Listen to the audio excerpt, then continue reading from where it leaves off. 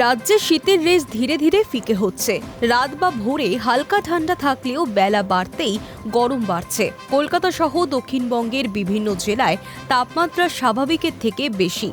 আবহাওয়া দপ্তরের পূর্বাভাস অনুযায়ী আগামী কয়েকদিনে বড়সড় ঠান্ডা ফেরার কোনো ইঙ্গিত নেই, তবে কুয়াশা নিয়ে সতর্কতা জারি করা হয়েছে। দক্ষিণবঙ্গের প্রায় সব জেলাতেই তাপমাত্রা এখন ঊর্ধ্বমুখী।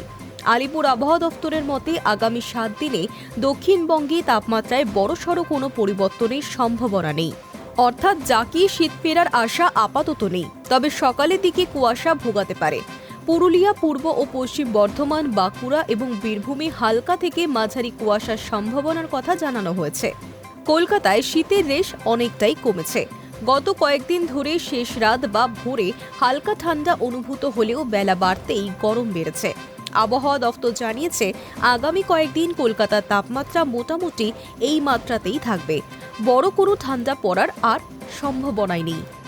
আলিপুর আবহাওয়া দফতরের স্পষ্ট ইঙ্গিত, দক্ষিণবঙ্গে আপাতত আর জাঁকিয়ে শীত ফেরার সম্ভাবনা নেই। শুক্রবার উত্তর পশ্চিম ভারতের একটি নতুন পশ্চিমী ঝঞ্ঝা প্রবেশ করলেও তার সরাসরি প্রভাব পশ্চিমবঙ্গের তাপমাত্রায় পড়বে না। তাপমাত্রা মোটামুটি স্থির থাকলেও আগামী কয়েকদিন সকালবেলা কুয়াশা রাজ্যের বিভিন্ন জেলায় ভোগাতে পারে। Hi news network.